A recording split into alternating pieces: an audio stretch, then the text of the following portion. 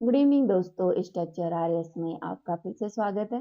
Guys, अपन चर्चा कर रहे थे अक्टूबर के करंट अफेयर्स के बारे में। राजस्थान का जो करंट अफेयर्स है वो भी अपन आरएस प्री के हिसाब से यहाँ पर चर्चा कर रहे थे।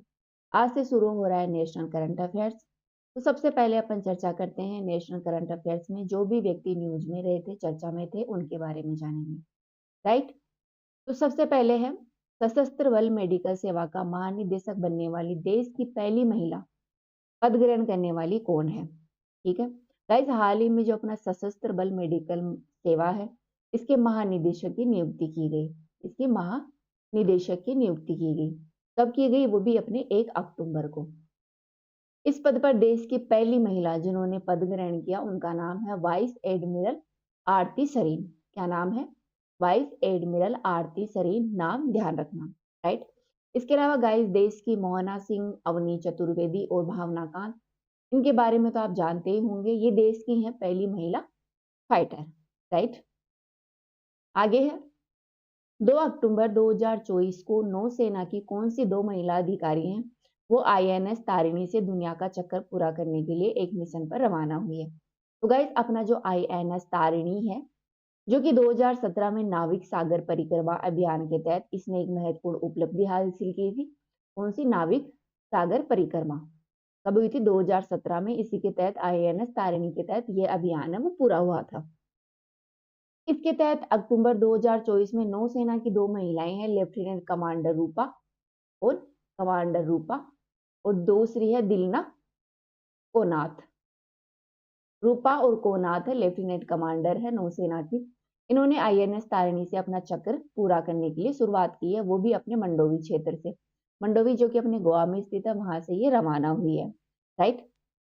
दोस्तों, ये मिशन है वो लगभग 8 महीने का है, जो कि लगभग 21,600 किलोमीटर समुद्र में ही दूरी है, इसके तहत ये तय करेंगे। तो ध्यान रखना, नौसेना की दो महिला कमांडर है, लेफ्टिनेंट कमांडर रूपा और लेफ्टिनेंट दिलना कोनाथ, जो कि आईएनएस तारिणी के थ्रू पूरे विश्व का, दुनिया का चक्कर लगाएंगे। आगे चर्चा करेंगे अपन राष्ट्रीय महिला आयोग के बारे में। दोस्तों, हाल ही में जो अपना नेशनल वुमेन आयोग है वो अपनी न्यूज में था। क्यों था? क्योंकि हाल ही में इसके नए अध्यक्ष की नियुक्ति की गई है, जो कि नवी अध्यक्ष होंगी। कौन बनी है नवी अध्यक्ष? विजया किशोरी रहाटकर। ध्यान रखना, विजया इनकी नई अध्यक्ष बनी है, विजया किशोरी। किसकी नई अध्यक्ष चुनी गई है? राष्ट्रीय महिला आयोग की नई अध्यक्ष चुनी गई है, जो कि ये नवी अध्यक्ष होंगी। इसके अलावा अर्चना मजूमदार है, जो कि राष्ट्रीय महिला आयोग की सदस्य नियुक्त की गई है। तो ध्यान रखना, अर्चना मजूमदार है वो राष्ट्रीय जो नेशनल वुमेन आयोग है उसकी सदस्य चुनी गई है, और विजया किशोरी है वो इसकी अध्यक्ष चुनी गई है, वो भी नवी अध्यक्ष। राइट। आगे है जगत प्रकाश नड्डा के बारे में। ये चर्चा में क्यों है? दोस्तों, जगत प्रकाश नड्डा है वो भारतीय राजनेता है, जो कि वर्ल्ड हेल्थ ऑर्गेनाइजेशन का जो दक्षिण पूर्वी एशियाई समिट है उसके 77वें जो 70 इसका आयोजन हुआ था उसके अध्यक्ष चुने गए हैं। कौन से समिट के? दक्षिण पूर्वी एशिया समिट हुआ था, उसके 77वें जो समिट हुआ था उसके अध्यक्ष चुने गए हैं जगत प्रसाद नड्डा, जो कि वर्ल्ड हेल्थ ऑर्गेनाइजेशन का ये 70 था। राइट। आगे देखते हैं। आगे है रतन टाटा के बारे में। इनके बारे में तो गाइस आप जानते ही होंगे। हाल ही में रतन टाटा की डेथ हो गई, उनकी मृत्यु हो गई थी। ये मृत्यु हो गई थी उनकी 9 अक्टूबर को। राइट। जो कि 86 वर्ष होकर ये स्वर्गवास को प्राप्त हो गए। दोस्तों, ये 1991 से 2012 तक टाटा सन्स है उसके अध्यक्ष रहे हैं। राइट। टाटा परिवार है गाइस वो बहुत ही ज्यादा न्यूज में रहता है, मतलब जो सोशल वेलफेयर होता है उसमें ये अच्छा खासा काम करते हैं, लोगों की हेल्प करते हैं। एग्जाम्पल के लिए जब कोविड-19 महामारी आई थी, उस दौरान जो पीएम रिलीफ फंड होता है इसमें इन्होंने लगभग 1500 करोड़ रुपए का सहायता प्रोवाइड करवाई थी। साथ ही जो भी अन्य जो सोशल कार्य होते हैं, टाटा का नाम तो आपने सुना ही होगा, मतलब इनका जो नाम होता है वो सामाजिक तौर तरीके से अच्छा नाम होता है। ये जो भी सामाजिक क्रियाकलाप होते हैं, कार्यक्रम होते हैं, उनमें अच्छा खासा खर्च करते हैं। इसके साथ ही 2000 में रतन टाटा को पद्म भूषण सम्मान दिया गया था, और 2008 में इनको पद्म विभूषण सम्मान है वो भी प्रोवाइड करवाया गया था। भारत के अलावा गाइस इनका नाम है वो विदेशों में भी था। राइट। विदेशों में भी इनका नाम था, इसके कारण इनको विदेशों में भी बहुत सारे सम्मान इनको प्राप्त हुए हैं। अब रतन टाटा की तो डेथ हो गई, तो जो टाटा सन्स है इसके नए चेयरमैन कौन होंगे? तो इनके एक भाई हैं नोएल टाटा। नोएल टाटा है इनके उत्तराधिकारी बने हैं, टाटा ट्रस्ट चेयरमैन चुने गए हैं। तो ध्यान रखना वर्तमान में टाटा ट्रस्ट के चेयरमैन कौन चुने गए हैं?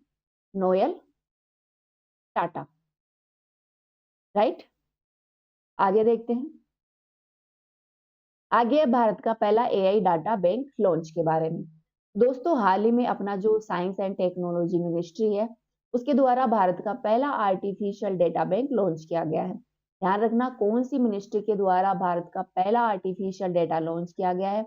वह है साइंस एंड टेक्नोलॉजी जो मिनिस्ट्री है उसके द्वारा अपना पहला डेटा लॉन्च किया गया है, जिसका उद्देश्य है नवाचार को बढ़ावा देना, देश की राष्ट्रीय सुरक्षा को बढ़ावा देना। जो भी इनोवेशन होते हैं, नेशनल सिक्योरिटी है, उसको बढ़ावा देने के लिए इसको लॉन्च किया गया है। यह पहल विभिन्न शोधकर्ताओं जो रिसर्च करता होते हैं, स्टार्टअप डेवलपर्स को उच्च गुणवत्ता वाले साथ ही जो विविध डेटा सेट है उनको उन पर पहुंच प्रदान करने के लिए बनाया गया है। साथ ही जो समावेशी विकास है उसको बढ़ावा देने के लिए ये महत्वपूर्ण होगा। तो ध्यान रखना भारत का पहला data artificial data bank launch किया है। ये एक तरह का बैंक है जो लॉन्च किया है साइंस एंड टेक्नोलॉजी मिनिस्ट्री ने। आगे है विक्रम मिस्री के बारे में।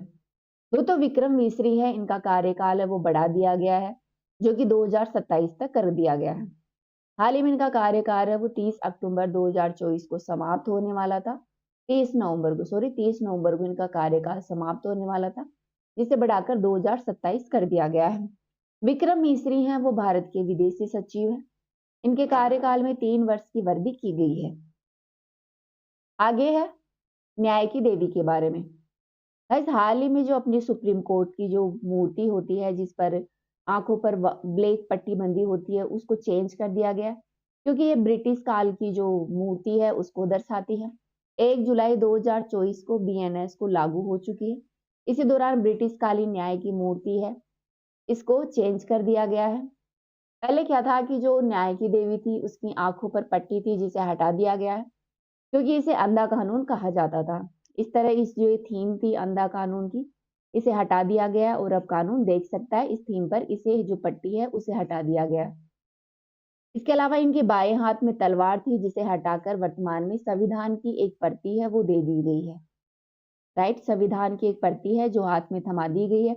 मतलब सरकार जो भी न्याय जो भी जजमेंट सुप्रीम कोर्ट देगी वो संविधान के अनुसार देगी।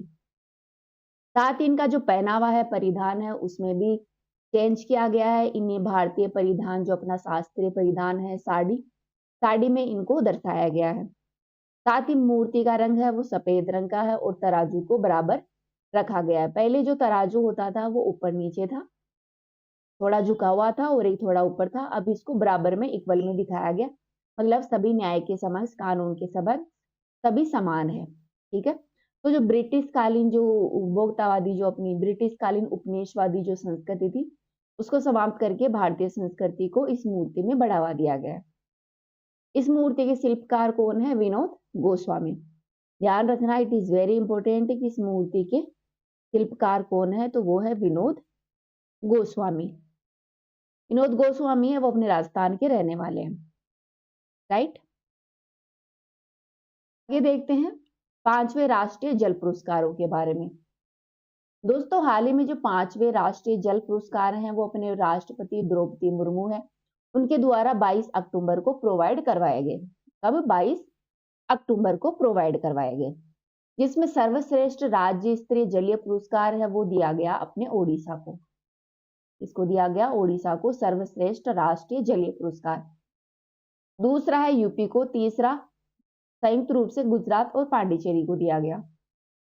वही जल संरक्षण जल प्रबंधन के लिए सर्वश्रेष्ठ जिला पुरस्कार है वो पूर्वी जोन में बालांगीरी ओडिशा को, पश्चिमी जोन में इंदौर मध्य प्रदेश को, नॉर्थ ईस्ट में ढलाई त्रिपुरा को, दक्षिणी जोन में विशाखापट्टनम आंध्र प्रदेश को और उत्तरी जोन में गांधरबल जम्मू कश्मीर तथा बांदा यूपी को दिया गया है।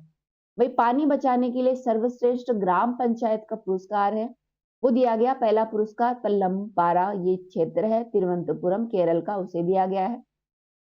वही मासूल दूसरा पुरस्कार है वो मासूल पानी काकेरी छत्तीसगढ़ की एक पंचायत है उसे दिया गया। साथ ही सर्वश्रेष्ठ निकाय का पुरस्कार, वो प्रथम पुरस्कार है वो सूरत को प्रोवाइड करवाया गया है, सेकंड है वो पुरी को दिया गया है, और थर्ड है वो पुणे को प्रोवाइड करवाया गया है, राइट।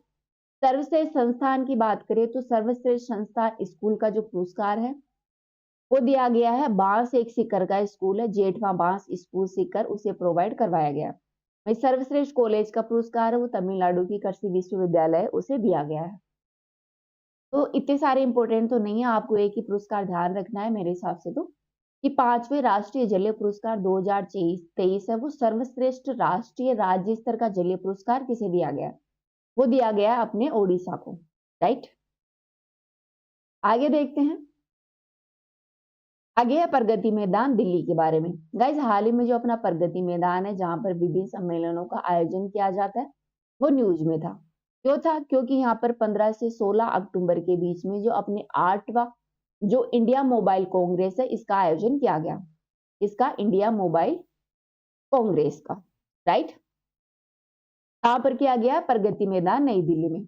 इसका उद्घाटन किया अपने पीएम नरेंद्र मोदी ने, और इसकी थीम थी द फ्यूचर इज नाउ। ध्यान रखना इसकी थीम क्या थी? The future is now. इस सम्मेलन में लगभग 190 देशों ने भाग लिया। 190 देशों के लगभग 3000 जो इंडस्ट्री लीडर्स हैं उन्होंने, पॉलिसी मेकर्स ने और टेक एक्सपर्ट्स आदि इसमें शामिल हुए, राइट। तो इंडिया मोबाइल कांग्रेसर का आयोजन है 8वां है, कौन सा था ये? 8वां समिट था, प्रगति मैदान नई दिल्ली में आयोजित हुआ 15 से 16 अक्टूबर के बीच में, राइट। आज के वीडियो में इतना ही। कल अपन जो भी न्यूज में चर्चित स्थान थे नेशनल स्तर पर वो लेके वापस हाजिर होंगे। अभी के लिए इतना ही। Thank you.